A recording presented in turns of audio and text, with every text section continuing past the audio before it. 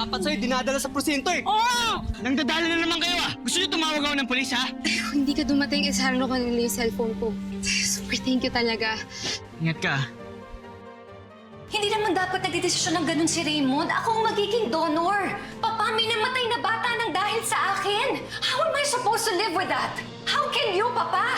Pull out ko yung scholarship program na yan kung kinakailangan. Kailangan makaisip ako ng paraan para hindi na sila magkita ulit. Ano naman kung anak niya ang scholar ni Geraldine? Alam niya ba? Baka mas makalata pa yung kapag pinaglayo mo yung dalawa. Ano ginagawa ng babaeng yan dito? Ang nakarating sa akin, nakakuha na daw kayo ng ibang donor. At kayo naman, ang alam ninyo, nag-back out ako. And because of that, I'm really, really sorry. Pero kung meron lang akong may tutulong sa inyo, sabihin mo lang sa akin para naman kahit paano makabawi ako. Bakit mo sinara? Hindi ko po sinira, ma'am. Mamamatay tao ka!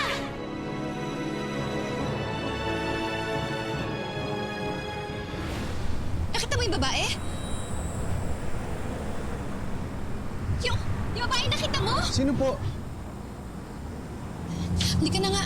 Diyan ako sa harap sa sasakay. Hawakan mo na maigi ha. Baka magsala na namang maipit ako.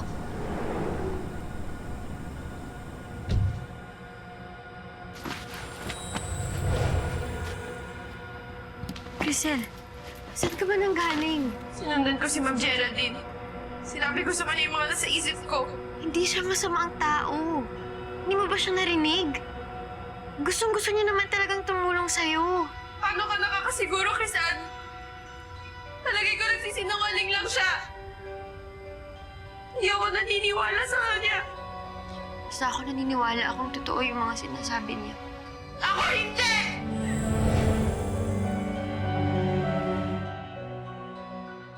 Manang, totoo talaga yung sinasabi ko sa inyo. Bigla talaga nagsara yung pinto ng sasakyan. Tapos, parang may nakita akong babae. Parang mga kasing edad ni Cheska. Tapos paglingon ko, nawala yung babae. Baka namamalik mata ka lang, ma'am. Eh, Manang, paano mo iba ipapaliwanag yung biglang pagsara nung pinto? Oh, paano mo papaliwanag yun? Hi, Han! Excuse me po, babalik na po ako sa trabaho. Raymond, we need to talk about Crisel. Akala ko ba tapos na tayo? Pagod ako. Alam ko na ang lahat. Inamin na sa akin ni Papa ang totoo. Ikaw ang nagsabi sa kanila na nag-back out ako dahil ang totoo, ikaw mismo ang may ayaw na maging donor ako para sa kanila.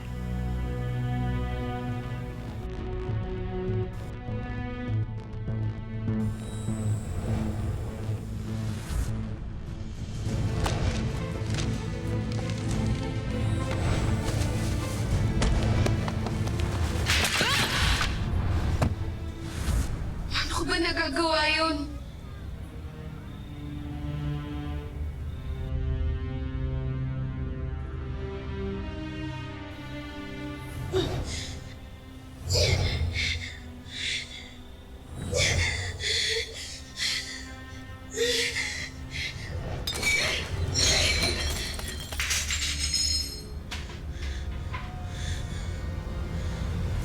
Huwag ka na mag-deny, Raymond. Dahil alam ko na ang totoo. Yes. Sige. Ako nagsabi na nag-back out ka. Paano mo nagawa yun? Ginawa ko yon para protektahan ka. Ayokong malagay sa pahamak yung buhay mo para sa isang surgery sa isang batang hindi mo naman kaano-ano. Naisip mo man lang ba si Crisel? Posibleng buhay pa sana siya ngayon kung natuloy lang yung operasyon noon. She is not my responsibility. Ikaw! Ikaw ang responsibilidad ko kasi ikaw ang asawa ko. Oh my God, Raymond. How can you even say that? Doktor ka! Wala ka ba lang pakialam sa buhay ng ibang tao, ha? Let's not overreact, Geraldine. Namatay siya dahil sa sakit niya. I had nothing to do with it. You had nothing to do with it. Kung meron silang gustong sisihin, pasisihin nila yung Diyos dahil binigyan siya ng sakit na yon. Dapat nga magpasalamat pa sila kay Dad eh. Dahil pinagamot sila, probably that's why she lasted that long. Naririnig mo ba ang mga sinasabi mo? How can you even say those things? Parang hindi na ikaw yung asawa ko. hindi na kita kilala.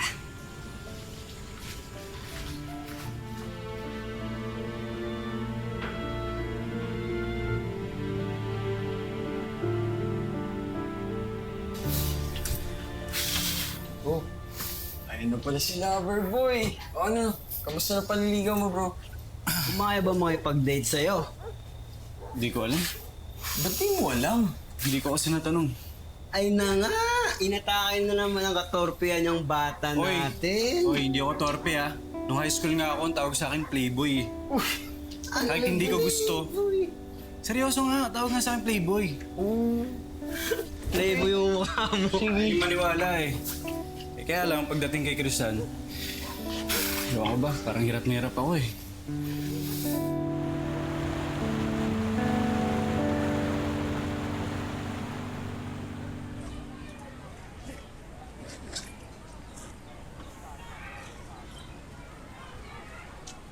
Uy, roommate.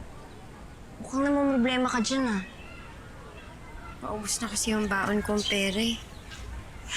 Eh, ganyan talaga dito sa Maynila. Parang sinisinghot lang yung pera mo. Eh, mukhang kailangan ko na seryosohin yung paghahanap ko ng trabaho. Eh, yun lang.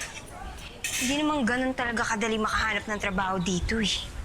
Ako nga, ilang linggo na naghahanap ng trabaho hanggang ngayon wala pa rin. Anyway, good luck na lang sa'yo, ha? Kailangan ko na kasing pumasok. Sige. Ingat ka. Wait lang, pingin mo ng pansin.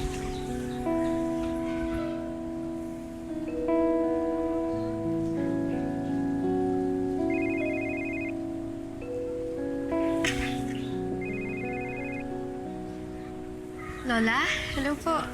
Hello, Crisanta. Uy, kumusta ka na? Okay naman ho ako. Kayo ni nanay, kamusta? Uy, ako, ayos lang naman kami. O kumakain yung nanay mo. Teka, sandali ha.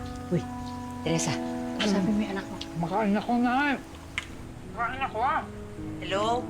Oh, pasensya ka na. Hindi makapagsalita, puno ang bibigay kumakain. Ay, ikaw ba? Nakakakain ka pa ng gusto ha. Eh, baka mamaya pinababayaan mo yung sarili mo dyan. Baka puro aral ang ginagawa mo. Hindi naman hula. Okay lang ho ako dito. Hindi naman ho masyadong mabigat pa yung load ko. Nag-iisip na rin ho ako maghanap ng trabaho para ho naman makapagpadala na ho ako sa inyo ng pera. Huwag mo nga akong problemahin yun. Ayos lang kami dito ng nanay mo. Uy, apo, namimiss kita. Miss na rin kita, Lola. Kayo ho ni nanay. Oh, sige na ha. Babay na. Yung load ko paubos na eh. I love you. Mwah!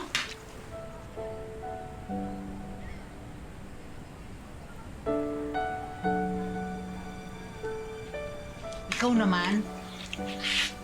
Bakit di mo kinausap yung anak mo? Makain nga ako na yun. Sarap. Siyempre, luto ko eh. Di sarap. Aling Mildred! Masarap na. Aling Mildred! Tumatawag. Aling Mildred! Oh, sandali! Sino ba yan? Bakit? Nandyan ho si Teresa. Bakit? Ano kailangan nyo? Pwede ho ba namin siya maimbitahan sa barangay? Bakit? May reklamo itong si Biring sa kanya. Ang mga produktong ibinenta niya sa amin ay peke. Tingnan mo yung nangyari sa akin. Tapos itong si Dora, napanood niya sa TV, yung kumpanyang sinasabi ng babaeng yon ay hindi pala totoo, peke pala. Pirami daw yun. Kaya sabihin mo sa kanya, ibalik niya sa amin yung pera namin. Sa amin. Oo nga, di ba? Sumama na lang ho siya sa amin. Teresa, alam kong nandyan ka. Lumabas ka. Teresa! Teresa! Teka. Wala akong alam sa mga sinasabi ninyo, ha? At saka, hindi peke mga produkto ko, lalong hindi pyramid yon. Sumama ka na lang kasi. Doon ka na sa barangay magpaliwanag. O, eto na. Punta na nga ako, Nay. Ayun siya. Eto na. Nakakaloka kayo, ha? Sige na, Sandali Teresa. lang. Eto na. Teresa!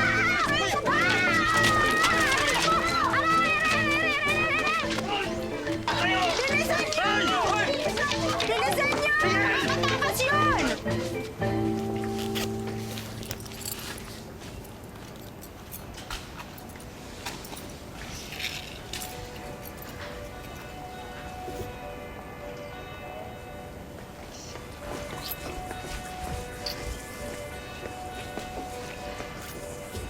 Hi. Pwedeng makiupo? Sugar.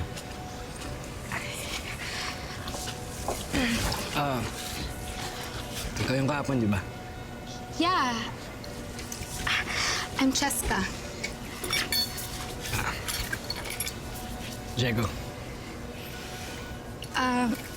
Since hindi mo tinanggap yung reward ko sa yung money, I thought I'd just bring you some food. Pinaprepare ko pa yan sa yaya ko. And this is actually my favorite. Salamat. Tara, let's eat. Sarap naman ng mga pagkain mo. Nakakaya yung pagkain ko. Hindi, okay lang yan. Share na rin tayo dyan. Kumakain ka ba nito? Sigurado ka. Oh, Mamaya allergy ka dyan. hindi. Mangati ka bigla. Hindi. Tara. Papa, alam na ni Geraldine ang totoo. Excuse me, please. Excuse me, please. Huwag kang gumawa ng skandalo dito, Raymond, ah. Alam na ni Geraldine ang lahat ng nangyari. At walang ibang magsasabi nun kundi ikaw. Yes, I admit ako nagsabi sa kanya.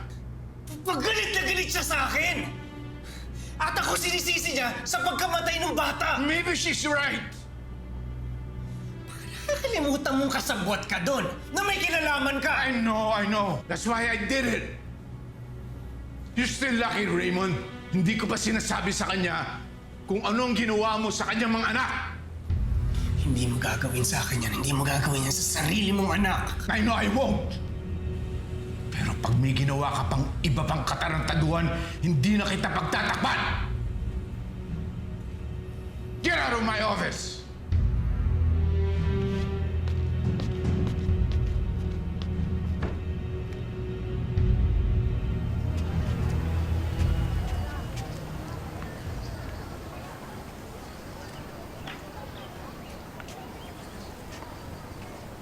Pare Koy! Uy, pare Koy. Pare Koy! Tignan mo yung mga naglalaro, oh. Alam mo mukhang may matitipuhan ka dyan. Nako, pare Koy, hindi ko nakikita yan. Wala akong nakikita, okay? Pare Koy? May sakit ka ba? Hindi, wala akong sakit. Bakit? Himala hindi tumitingin sa ibang chicks yung pare Koy ko ngayon Pare Koy, alam mo, nagbago na to. Hindi na ako chick boy. Huh? Talaga? Naisip ko kasi na panahon na siguro para magseryoso ako. Nax! Masaya ako para sa'yo, pero... Talaga? Pare Koy, sino ba tong babaeng na pagdesisyonan mong seryosohin? Kilala ko ba to? Pare Koy, may pupuntahan ka ba? Kasi gusto mo kumain na lang muna tayo. Eh, pare Koy, pasensya ka na, may lakad pa pala ako. Ingat ka, kita na lang tayo.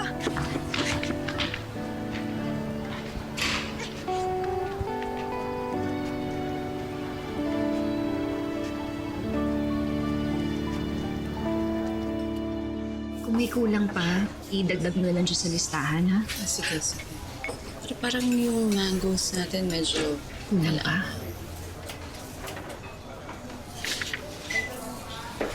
Mars, kilala ko ba yung girl? Kanina pati nantingin dito yan. Oo. Rizal! Kilala ko siya.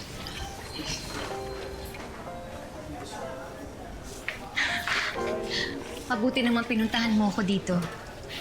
Ma'am Geraldine, nagbabakasakali lang ho ako. Kailangan ko kasi talaga ng trabaho. Ano ka ba? Pwedeng-pwede kang magtrabaho dito.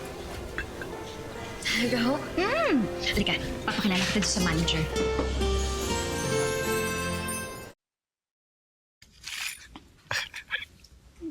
Why are you looking at me? Nagtataka lang ako. Anong ginagawa mo dito kasama ko? Halatang halata na may pagkakaiba natin. Mayaman ka. Mahirap lang ako. Kasi nung tinulungan mo ko. Tapos, sinubukan kitang bigyan ng pera. Tapos hindi mo tinanggap. Doon pa lang, alam ko na naiba ka. Na hindi lang pera ko ang nakikita mo.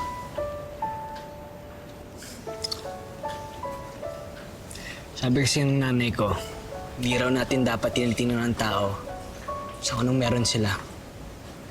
O sa kung anong magagawa nila para sa'yo. Kundi sa kung anong magagawa mo para sa kanila.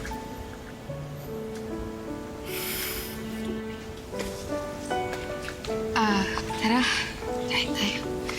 Sige. Tika, ma.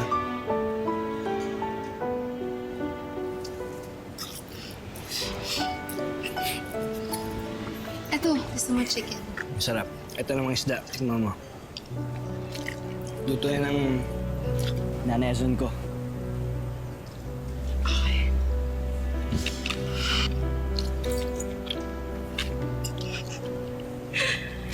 Sabay mo ng kamatis para mas masarap.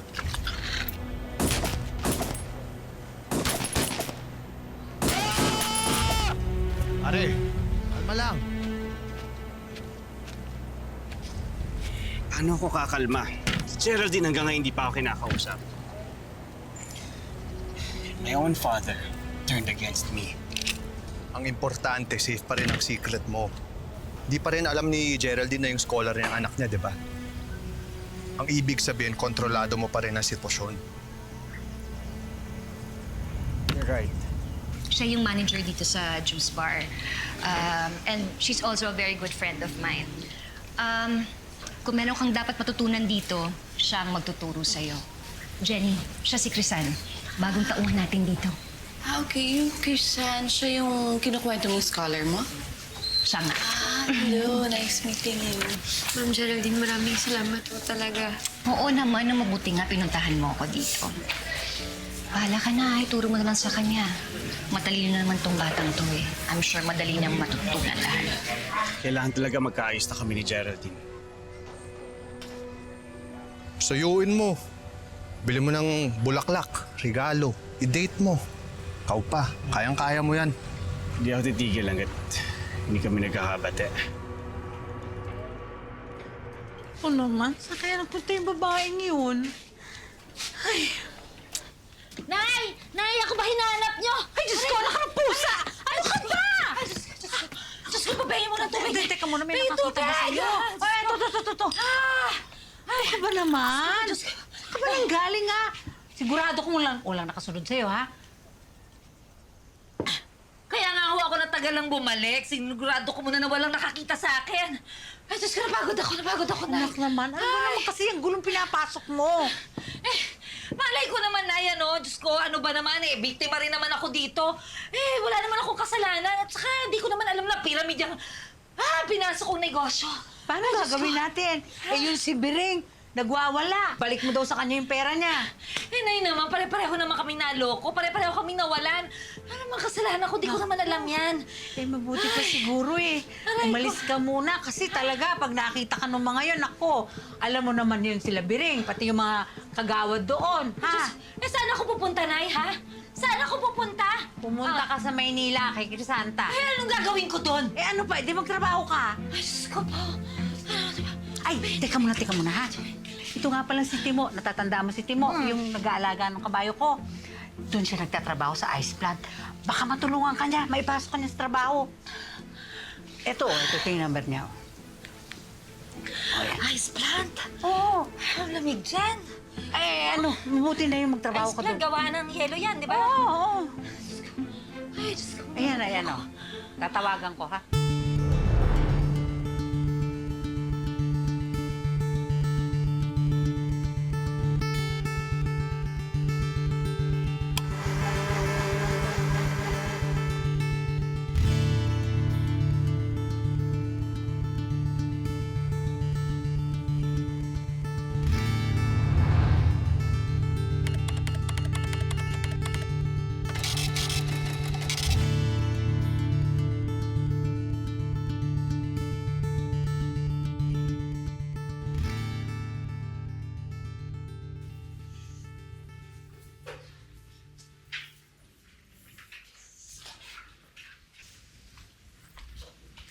Rizal, tubig oh.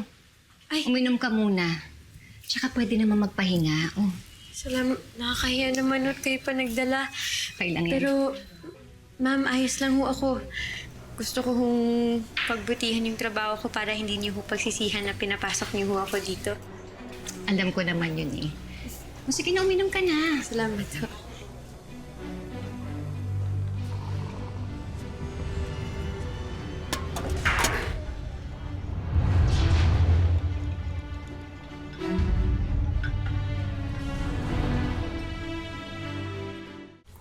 Cheska, you didn't join us for lunch kanina. I had other plans. Nakita nga namin. Sino ba kasi yung kasama mo?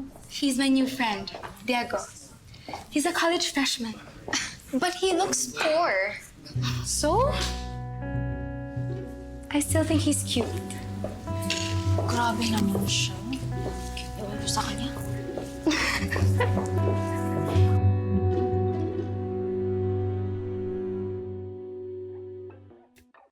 Grisel?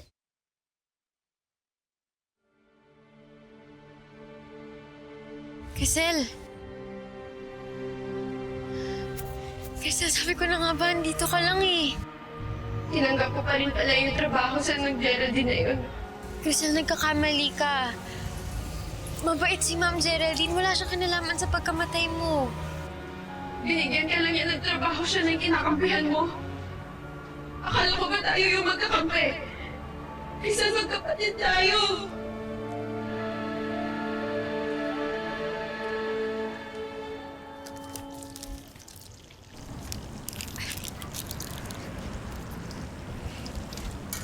Hi, Diego. Ay, Cheska. Uuwi ka na ba? Do you want to go out for dinner? Pasensya na, meron pa kasi akong trabaho eh. So talaga pala nagtitinta ka niyan? Oo. Eh, kasi iba sa atin, wala namang magulang na, alam mo yun, magbibigay ng allowance. So, kapag naubos yan lahat, pwede na tayong lumabas? Oo, siguro. Eh kung bilhin ko na lang kaya lahat ng yan? Siyempre, di naman napapayag na gawin mo yun. Kailangan ko itong ibenta lahat sa mga, alam mo yun. Eh kung tulungan na lang kaya kita?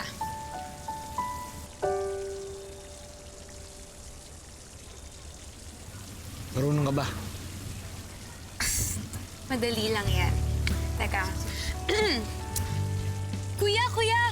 Buy ka the kikiam and Fishball. fishball, yes. Fishball. How much? Dos magkano? isa. Ayan, masarap po ito. Ate, kuyas! Buy here! Bili na po kayo dito. Yan. Kuyas, nasaw ka dito. Ayan, masarap yan. Grisel. Grisel, huwag ka naman magalit sa akin. Intindihin mo rin naman sana ako. Mabait na tao si Ma'am Geraldine. Wala siyang kasalanan. Bakit parang mas gusto mo kay Geraldine? Gusto lang naman niyang bumawi sa atin. Sa atin? Baka sa'yo lang. Kasi paano siya babawi sa akin, Crisan? Napatay na ako! Napatay ako dahil sa kanya!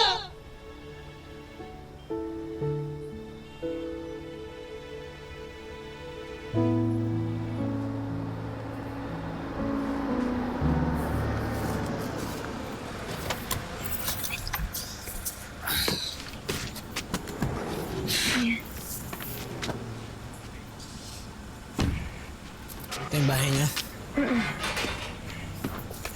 And here's my dad. Hi, Dad.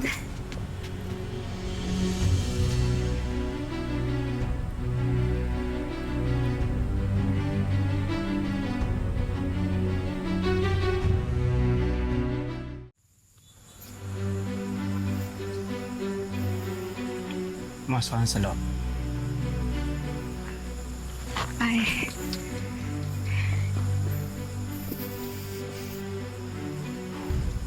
Sino ka? At may nahatid dyan ako.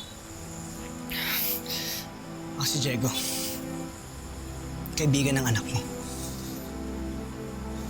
Uwi ka na.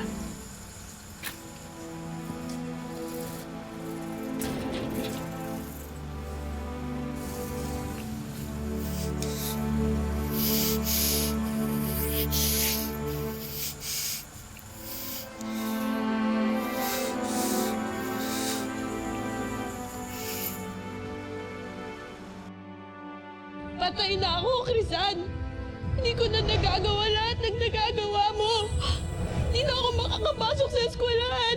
Hindi na ako magkakaroon ng mga kaibigan. Hindi na ako magkaka-boyfriend. Kasi patay na ako, Crisan. Ikaw buhay pa.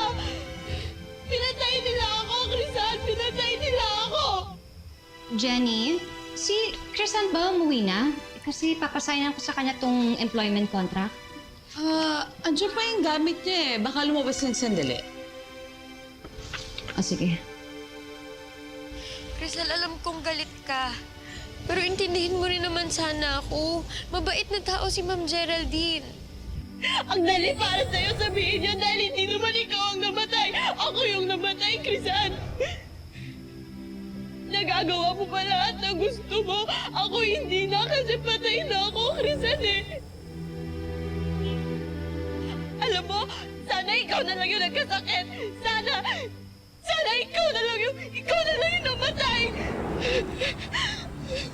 Crystal, wag mong sasabihin yan. Crisan?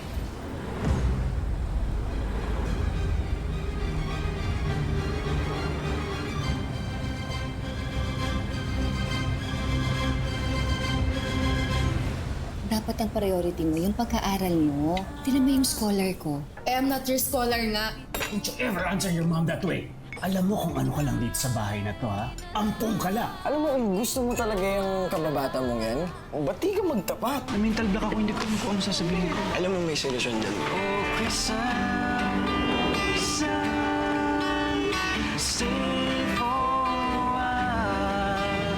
I thought we were okay. I thought we had something special. Kaya hindi tayo bagay. But I like you. Maghanap ka ng iba.